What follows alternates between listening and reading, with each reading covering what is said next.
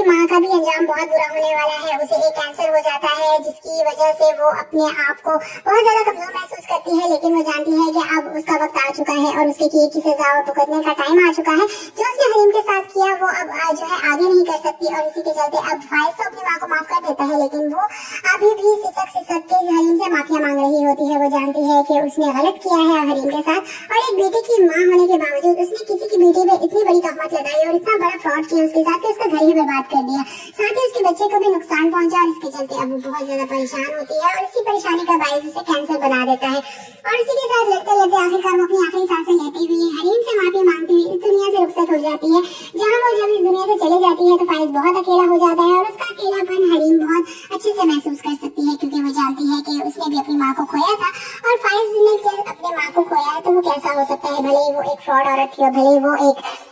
गलत किस्म की औरत थी और किस तरह से अपने बेटे का घर खुद बर्बाद कर रही थी। तो अब ये सब वो कब तक करती, आखिरकार उसको उसके किए की सजा मिलनी ही थी जिसे उसे भुगतना था और वो अब कैंसर की पेशेंट बन के हॉस्पिटलाइज हो जाती है और काफी अरसे तक इस बीमारी से लड़ने के बाद आखिरकार मौत उसको गले लगा लेती है और आखिरकार मरने से पहले वो हरीम से माफी मांगना नहीं भूलती। वो हरीम से माफी मांगती है, अपने किए की हर बात की सजा